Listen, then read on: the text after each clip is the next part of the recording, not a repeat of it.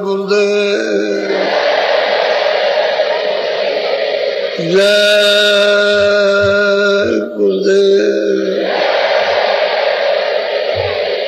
जय गुरुदेव नाम किसका, जय गुरुदेव नाम किसका, जय गुरुदेव नाम किसका। बाप आ रहे, पिता आ रहे, सीधा शब्द यानी उच्चारण होता है। और ये वो सब जो जय लगा हुआ है वो तो श्री है, यानी आदर सूचक शब्द। श्री गोपाल जी, तो जय ये लगा है गुरुदेव। अगर उसको भी हटा दीजिए, इसको भी हटा दीजिए तो गुरु है। और आपकी किताबों में सब में लिखा, कैसे आप इसको काट दोगे। मैंने तो आदर सूचक शब्द का उच्चारण किया और कराया है। मैंने कभी नहीं आपसे कहा, कभी किसी ने नहीं सुना है कि मेरा नाम जय गुरुदेव। मैंने तो ये कहा वो प्रभु का नाम है और उसके अनंतों नाम। आप अरबों खरबों नाम रख दो तब भी वो बेनाम है। 1-2 हजार नाम की तो बात ही खत्म कीजिए, खरबों नाम उसके असंख्यों नाम रख दीजिए तब भी बेनाम रहेगा। इसलिए आप क्यों शंका संदेह में पड़ते हैं। आदर सूचक शब्द का उच्चारण हमेशा करना चाहिए। सीधे सीधे किसी को गोपाल कह दो तो भद्दा लगता है, और फिर प्रभु का स्मरण करना है तो और भी उसमें प्रियता मधुरता होनी चाहिए। जय गुरुदेव।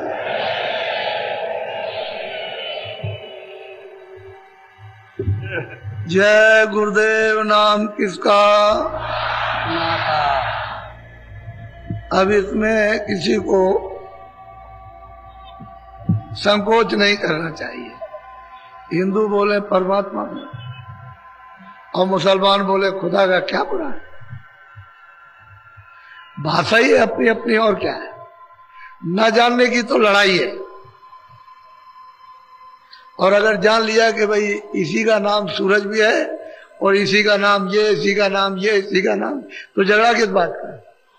जब ये जान लिया कि मृत्युलोक में जवानी भाषा, किसी की उर्दू है, किसी की मतलब अंग्रेजी है, किसी की फारसी है, किसी की कुछ है, किसी की संस्कृत है, तो अपनी अपनी भाषा का प्रयोग कर लेते, उसमें अपना मिठास समझते।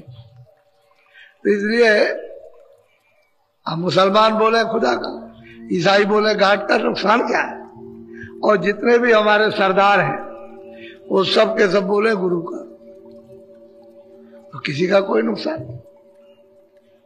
अरे भाई मालिक के कितने नाम, तो उसको तो आपको सबको हमेशा समझने की कोशिश करनी चाहिए।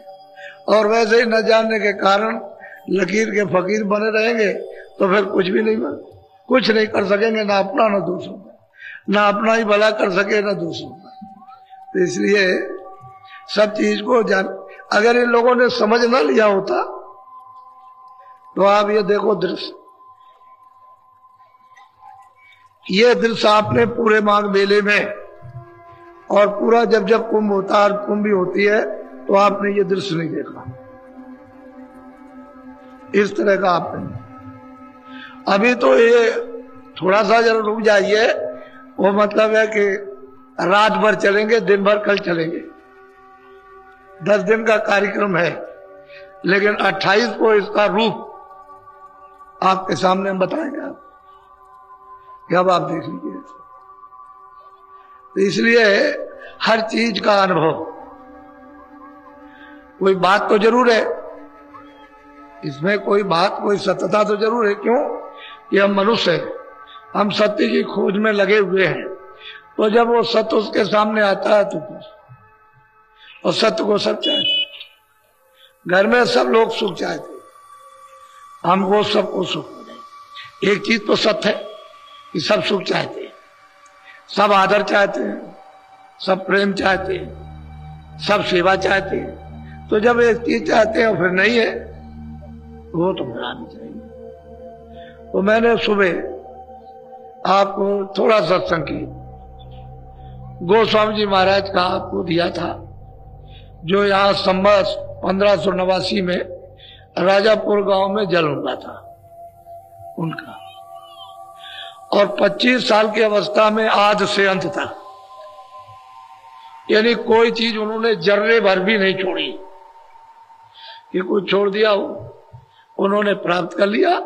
और हृदय जो नाम का एक जाति में अहीर था, उसको वही अपने सामने ही राजापुर में उसको प्राप्त करा दिया उतने ही समय में, और वो यहां से चला गया। या तो ऐसा समझो कि उन्होंने ये प्रेरणा की होगी कि किसी तरह से बाहर निकल जाए। अब घर में रहो या वन में रहो, अब तो कोई बात नहीं।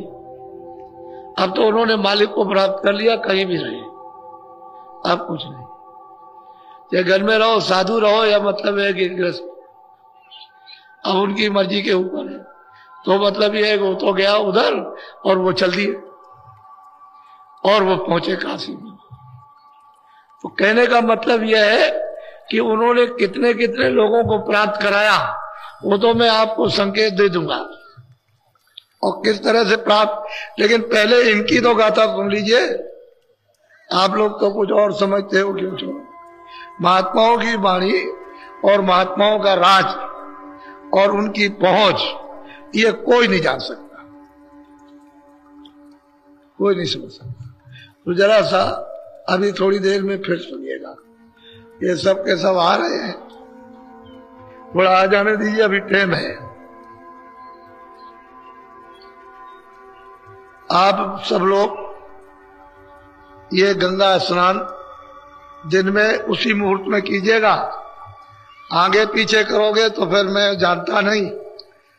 मैंने आपको ये बताया है, और सूर्य अस्त होने लगे तब तक आप कर सकते हैं, यानी डूबने लगे। जैसे ही वो डूबे और सूरज का गोलाकार दिखाएगा, बंद कर दीजिए, नहाइएगा नहीं। ये वो आध्यात्मिक योग, उसमें वही काम कीजिए जिसकी जरूरत।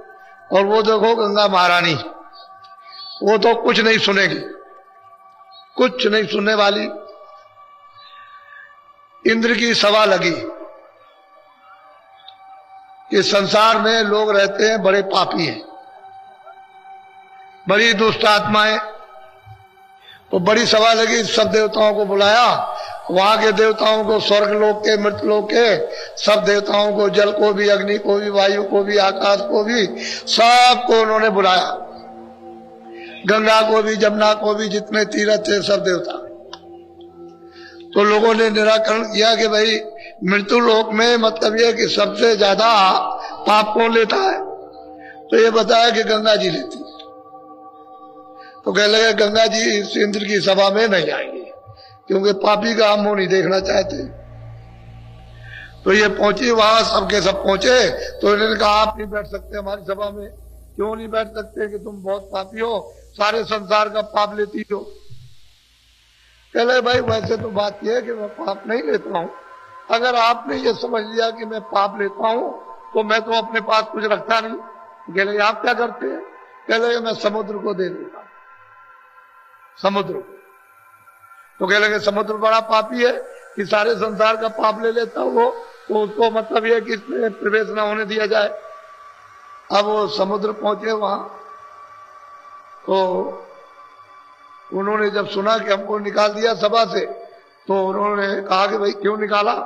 कह लगे कि भाई तुम गंगा जी संसार का पाप लेती हैं और आपको दे देती हैं, तो आप सबसे बड़े पापी हुए। कह लगे भाई मैं तो कुछ रखता नहीं, मैं तो कुछ रखता नहीं। अगर मान लो कि गंगा जी ने पाप संसार का लिया, मुझको दे दिया, तो मैंने तो अपने पास कुछ रखा नहीं। तो आप क्या करते हैं? क्या मैं तो मेघों को दे देता हूं, मेघों को। तो कह लगे मेघ नहीं आएंगे। अब वो मेघ के ऊपर में कि यहां वो नहीं आएंगे सभा में, तो मेघ पहुंचे और उन्होंने कहा भाई हमको क्यों निकाल रहे हो, यहां मतलब ये कि गंगा जी संसार का पाप लेती है और समुद्र को देती है और समुद्र आपको दे देता। तो कह लगे भाई ये लेता तो कोई नहीं है, लेकिन अगर तुम ये समझते हो कि गंगा जी लेती है समुद्र को देती है, समुद्र हम मेघों को दे देते हैं, तो हम तो कुछ नहीं रखते। कि लगे आप क्या करते हैं कि मैं तो संसार का पाप संसार में बरसा देता हूं, सब यही बरसा देता हूं, मैं तो मेरे पास तो कोई पाप रहता नहीं। तो कहने का मतलब यह है कि बात